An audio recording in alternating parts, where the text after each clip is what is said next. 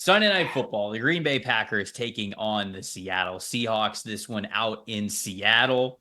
For my matchup that matters, I'll start with this one. I'm going to go with John Bullard in the slot versus Mm. Jackson Smith-Njigba. Jackson Smith-Njigba, an elite receiving grade in the slot for the Seattle Seahawks over the last 3 weeks, a 90.7 receiving grade. Now, over the last 3 weeks, Javon Bullard has lined up as the slot defender primarily for the Green Bay Packers. 58.8 coverage grade, 14 target, 12 receptions allowed, 155 receiving yards allowed. And so I like Bullard a lot, but he's sort of been struggling over the last couple of weeks, and this is a really, really tough task. I mean, JSN has been the most productive slot receiver in the NFL so far this season. So to me, if you cannot limit JSN more than even the rate in which Bullard has been doing so, if they're going to continue to rely on him as their primary slot defender, oh man, it's going to be a long day at the office, and you're going to need a lot of points to keep up with the Seattle Seahawks offense because they're going to be able to push the ball pretty well. So that to me is my big time matchup that matters: slot defense versus elite slot play that we have seen from Seattle. What do you got? Yeah, I mean, we've got both sides of this with a ton of young players going against each other. So you said, the Green Bay defense or Green Bay secondary against the Seattle's receiving core. You have on the other side, Green Bay Packers, a lot of young receivers against some really young and really fun secondary guys, or defensive backs, I should say, secondary guys. And honestly, the Seahawks, for as young as some of their guys are, they're top 10 in EPA per play allowed versus the pass. And they're really good coverage grade. I think 74 coverage grade when it comes to that unit.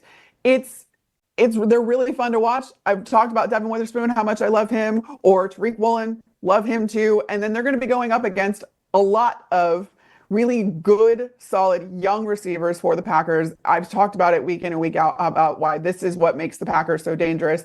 You not only have a guy like Josh Jacobs who is they're finding new ways to use him. The run scheme for Green Bay right now is it's so much fun to watch since the bye week, especially. They don't behave the same way week in and week out. And that's a testament to Matt LaFleur just changing things and using guys in the backfield differently, not just Josh Jacobs, but you see Jaden Reed get in on things, even Christian Watson at times. They're utilizing this really crazy run scheme so as to open things up for their guys down the field in Dontavian Wicks, in Romeo Dobbs, in who else have I said? I said Jaden Reed, I said Christian Watson, Bo Melton even sometimes. And then you've got, Tucker Kraft, who is such a really fun tight end to watch. So this entire Green Bay offense is really, really fun. It's really young. And Jordan Love is having a lot of fun with them right now. Ever since the bye week, I think we've seen a steady improvement, just, him being back in the lineup now and having the feel for his team. What's that going to look like against two guys that I really, really love in Seattle, Tariq Woolen and Devin Witherspoon? It's going to be fireworks, man. I am looking for Byron Murphy II, the Seahawks rookie, speaking of some Fun. of their young, exciting players, to have a Good. breakout game in this one.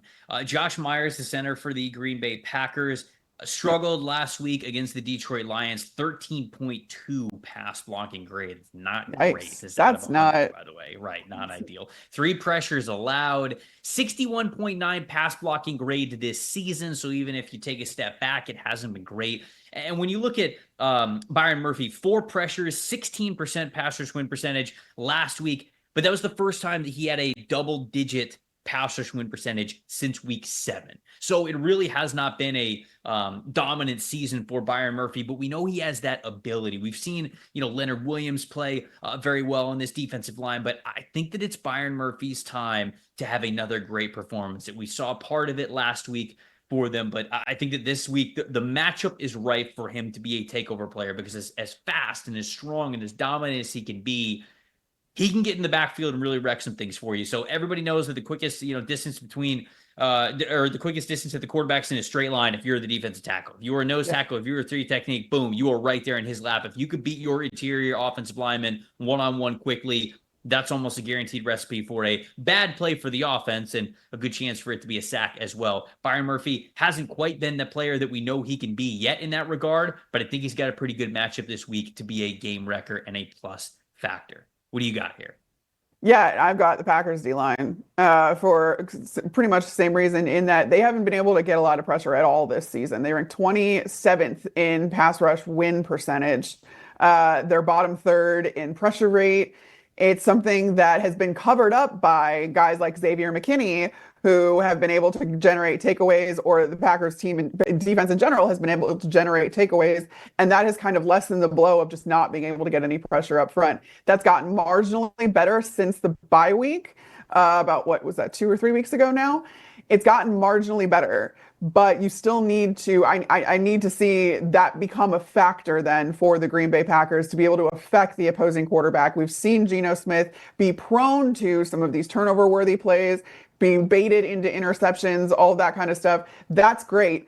But the way that you can help out this back end and kind of get past this little takeaway plateau that they've been on is to get pressure up front if you're the Green Bay Packers. And that's just something that's been lacking all season. And you hope that going forward, again, if you're going to be a viable team, not only this year in the playoffs, but going forward in this division, you're going to need to have a solid pass rush to fall back on. And I think a lot of this had to do with, switching to Jeff Hafley as defensive coordinator. You switch schemes.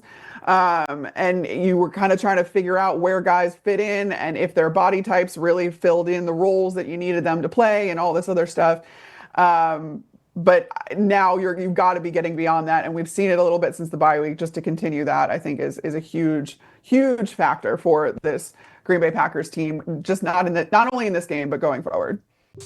Thanks for watching, everybody. Make sure you like and subscribe the video. And if you don't have a PFF Plus subscription, you can get one to see all the premium stats that we talked about here on the show, plus the expert betting and fantasy advice over at subscribe.pff.com. The description is also right below. So if you are not a PFF Plus subscriber, you can become one today.